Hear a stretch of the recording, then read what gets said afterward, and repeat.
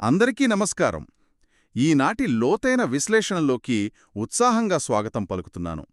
ఈరోజు మనం ఒక చాలా ఆసక్తికరమైన, అలాగే మన రోజువారీ జీవితానికి ఎంతగానో ఉపయోగపడే ఒక విషయాన్ని విశ్లేషించబోతున్నాం. అవును, ఈరోజు మనం ఎంచుకున్న మూలం నిజంగా చాలా ప్రత్యేకమైనది. కరెక్ట్. మనం ఈరోజు the mirror of mindfulness, relinquishing external judgement అనే మూలం ఆధారంగా మాట్లాడుకోబోతున్నాం. దీనికోసం ముందుగా ఒక చిన్న నేపథ్యాన్ని ఏర్పాటు చేసుకుందాం. ఖచ్చితంగా వినేవాళ్లు దీన్ని సులభంగా ఊహించుకోవచ్చు. ఒక ప్రశాంతమైన అరణ్య ప్రాంతం, దట్టమైన చెట్ల మధ్య ఒక అందమైన విహారం ఉంది.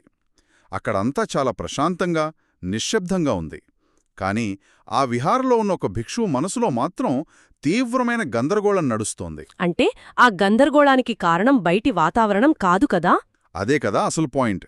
బయటే ఎలాంటి శబ్దాలు లేవు. ఆయన మనసులో ఉన్న అశాంతికి కారణం ఇతరులను చూసి ఆయన చేస్తున్న తీర్పులు, అంటే జడ్జ్మెంట్స్ అన్నమాట. నిజానికి మనం కూడా చాలాసార్లు ఇలాంటి పరిస్థితినే ఎదుర్కొంటాం. అవును. అందుకే ఈ విశ్లేషణ ముఖ్య ఉద్దేశమేంటంటే, ఇతరుల లోపాలను వెతకడం వల్ల మన ఏకాగ్రత ఎలా దెబ్బతింటుంది, అలాగే దాన్ని ఎలా అధిగమించాలి అనేదే మన లక్ష్యం. సో ఈ అద్భుతమైన ప్రయాణాన్ని ప్రారంభిద్దాం. తప్పకుండా. మూల గ్రంథంలో పేర్కొన్న ఒక సన్నివేశం గురించి ముందుగా మాట్లాడుకుందాం. ఆ సన్నివేశంలో ఒక విహారలో కొంతమంది తోటి భిక్షువులు చాలా అజాగ్రత్తగా ఉండటం ఆయన గమనిస్తాడు. వాళ్ళు నిశితమైన సాధన చేయకుండా నిర్లక్ష్యంగా ఉంటున్నారని ఆయనకు విపరీతమైన చిరాకొస్తుంది. What is fascinating here is, ఇక్కడ మనం అర్థం చేసుకోవాల్సిన అసలు విషయమేంటంటే, వాళ్లు సరిగ్గా ప్రవర్తించట్లేదని ఈయన కోపపడటం వల్ల అనవసరమైన బాధ కలుగుతోంది ఆయనకే. అంటే వాళ్ల వల్ల ఇతనికొచ్చే నష్టమేమీ లేదు. ఖచ్చితంగా లేదు. వాళ్లు మనలాగా తీవ్రంగా సాధన చెయ్యట్లేదు అని ఆయన అనుకోవటం చాలా తప్పు. ఎందుకంటే ఎవరి సాధన వారిదే. ఒకరికోసం మరొకరు సాధన చెయ్యలేరు కదా. సరిగ్గా చెప్పాలంటే, మనం ఒక దారిలో నడుస్తున్నప్పుడు ఎదుటివాళ్ల నడకశైలి బాగాలేదని వాళ్ల కాళ్లవైపు చూస్తూ విమర్శిస్తూ పోతే మన దారిలో మనం తడబడి కింద పడతాం కదా. ఇది కూడా అలాంటిదే కదా. 100% కరెక్ట్. మీరు చెప్పిన ఉపమానం ఇక్కడికి సరిగ్గా సరిపోతుంది. ఎదుటివాళ్ల కాళ్లవైపు చూస్తే మన అడుగులు తడబడతాయి. అవును. ఇతరులను గమనించడం వల్ల మనకు కొత్తగా వచ్చే జ్ఞానమేమీ ఉండదు. జ్ఞానం రాకపోగా అది మనలోని ఒక పెద్ద కల్మషానికి, అంటే గ్రేట్ డిఫైల్మెంట్కు దారితీస్తోందని నిపుణులు, అలాగే మూలగ్రంథం స్పష్టం చేస్తోంది. ఒక రకంగా ఇదొక ఉచ్చులో పడడం లాంటిది. ఇతరుల ప్రవర్తన పట్ల అసహనమనేది మనల్ని పక్కదారి పట్టిస్తుంది. అదే, మనం ఆ ఉచ్చులో పడినప్పుడు మన సొంత ఎదుగుదల ఆగిపోతుంది. మరి ఈ ఉచ్చు నుంచి బయటపడాలంటే మనం ఇంకో ముఖ్యమైన విషయాన్ని కూడా చర్చించాలి. ఇతరులను గమనించడం తప్పైనప్పుడు వారితో మనల్ని మనం పోల్చుకోవడం ఎంత ప్రమాదకరమనేది కూడా చూడాలి కదా. అవును, ఈ పోలికలు అనేవి చాలా ప్రమాదకరమైన మలుపులు లాంటివి. మూలగ్రంథంలో చెప్పినట్లుగా వివక్ష లేదా పోలిక, డిస్క్రిమినేషన్ అనేది అత్యంత ప్రమాదకరమైన విషయం. అంటే దీన్ని మనం ఎలా అర్థం చేసుకోవాలి? ఇది చాలా పదునైన మలుపు ఉన్న రహదారి లాంటిది అని గ్రంథంలో ఉదహరించారు. పదునైన మలుపు అనగానే మనకు గుర్తొచ్చేదేంటంటే, ఏమాత్రం ఏమరపాటుగా ఉన్నా ప్రమాదం తప్పదు అని. సరిగ్గా అదే. ఇతరులో మనకంటే మెరుగైనవారని, లేదా తక్కువవారని, లేదా మనతో సమానమని అనుకోవడం వల్ల ఆ మలుపులో అదుపు తప్పి రహదారి నుంచి పక్కకు పడిపోయే ప్రమాదముంది. ఒక్క నిమిషం, ఇక్కడొక ఆసక్తికరమైన విషయం ఉంది. Here is where it gets really interesting. చెప్పండి. ఇతరులు ఎక్కువ లేదా తక్కువ అని అనుకోవటం ప్రమాదకరం అంటే అర్థం చేసుకోవచ్చు. కానీ సమానం అని అనుకోవడం కూడా ప్రమాదమేనా? అవును. ఎందుకంటే సమానం అనుకున్నప్పుడు కూడా అక్కడ మీరు ఇంకొకరితో పోల్చుకుంటున్నారు. ఎవరి ప్రయాణం వారిదే అయినప్పుడు పోలికకు తావే లేదు. ఓహో, అంటే పోలిక ఏ రకంగా ఉన్నా సరే అది మనల్ని పక్కదారి పట్టిస్తుందన్నమాట. ఖచ్చితంగా. అది ఏ రకమైన పోలిక అయినా సరే అది మన మనస్సును చెడగొడుతుంది. కాని ఇక్కడే నాకొక బలమైన సందేహం వస్తోంది. ఒక విహారలో క్రమశిక్షణ అనేది చాలా ముఖ్యం కదా. అవును, క్రమశిక్షణ అనేది పునాదిలాంటిది. మరి అలాంటప్పుడు తోటి భిక్షువులు క్రమశిక్షణ తప్పుతున్నప్పుడు దాన్ని చూసి చూడనట్లు వదిలేయడం సరైనదేనా? తప్పు జరుగుతున్నప్పుడు ప్రశ్నించకపోతే ఎలా? ఇది చాలా సహజమైన సందేహం. కాని మూలగ్రంథం ఈ సందేహాన్ని చాలా స్పష్టంగా ఛేదించింది. అంటే దీన్ని మనం వేరే కోణంలో చూడాలా? అవును.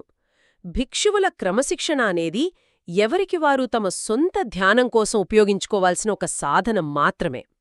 అంటే అది ఒక టూల్ అన్నమాట. అదొక సాధనం మాత్రమే, ఇతరులను శిక్షించడానికి కాదు అంటారు. ఖచ్చితంగా. దాన్ని ఇతరులను విమర్శించడానికి లేదా తప్పులు పట్టడానికి ఉపయోగించే ఆయుధం వెపెన్ కాదని మూల గ్రంథం స్పష్టంగా చెప్తోంది. ఇది చాలా గొప్ప పాయింట్. అంటే క్రమశిక్షణ మన కోసం, పక్కవాళ్ల కోసం కాదు. అదే, ఎదుటి వ్యక్తి మంచి భిక్షువులా కాదా అని తీర్పివ్వడం మన పని కాదని తేల్చి చెప్పేసింది.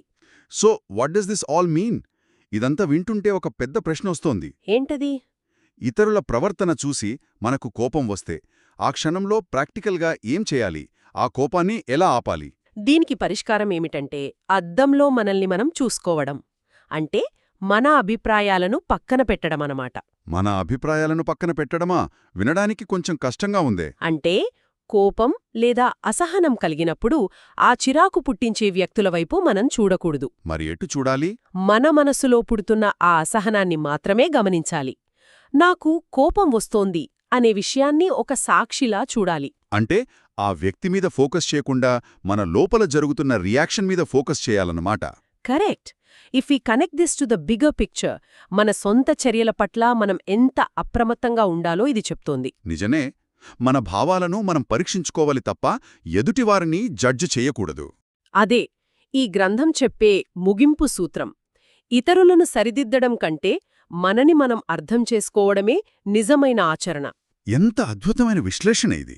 ఈ రోజుటి లోతైన విశ్లేషణలో మనం చాలా ముఖ్యమైన విషయాలు నేర్చుకున్నాం. అవును, ఇవి రోజూ మనకు ఎదురయ్యే పరిస్థితులే. ప్రధానంగా మనం నేర్చుకున్నదేమిటంటే, ప్రశాంతత అనేది అరణ్య లేదా విహారలోని బాహ్య పరిస్థితుల మీద అస్సలు ఆధారపడి ఉండదు. నిజమే. ఆ భౌతిక నిశ్శబ్దం మనకు శాంతినివ్వలేదు. మన చుట్టూ ఉన్న ప్రపంచాన్ని, మన చుట్టూ ఉన్న వ్యక్తులను నియంత్రించాలని చూడటం వల్లే అసలైన బాధ మొదలవుతుంది. కరెక్ట్. క్రమశిక్షణ అనేది ఎదుటివారిని కొలిచే టేప్ అస్సలు కాదు. అది కేవలం మనల్ని మనం తీర్చిదిద్దుకునే సాధనం మాత్రమే కదా. ఖచ్చితంగా మన మనసును మనం ఎప్పటికప్పుడు గమనించుకుంటూ ఉండాలి. ఇక చివరగా ఈ విశ్లేషణ ముగించే ముందు వినేవాళ్లను ఆలోచింపజేసేలా ఒక చిన్న ప్రశ్నతో ముగిద్దామనుకుంటున్నాను. తప్పకుండా. అదేంటో చెప్పండి. సాధారణంగా మన ఏకాగ్రతను చెడగొట్టేది బయటి ప్రపంచంలోని శబ్దాలు కాదు, ఇతరులు ఎలా ప్రవర్తించాలి అని మనం వేసుకునే మన అంతర్గత తీర్పులే. అవును, ఆ జడ్జ్మెంట్స్ వల్లే మనకు అశాంతి. మరి ఒకవేళ ఇతరులందరి చుట్టూ మనం గీసుకున్న ఈ విమర్శల చట్రాన్ని పూర్తిగా వదిలేస్తే మన ఆంతరింగ శాంతి ఇంకెంత లోతుగా మారుతుందో కదా, మనసు ఎంత స్వేచ్ఛగా ఉంటుందో కదా. నిజంగా ఇది ప్రతి ఒక్కరూ తమలో తాము ఆలోచించుకోవాల్సిన విషయం. దీని గురించి అందరూ ఆలోచించండి. మళ్ళీ మరో అద్భుతమైన అంశంతో ఇంకో లోతైన విశ్లేషణలో కలుసుకుందాం. అప్పటి వరకు మీ ఆలోచనలను స్వేచ్ఛగా ఉంచుకోండి. నమస్కారం. నమస్కారం.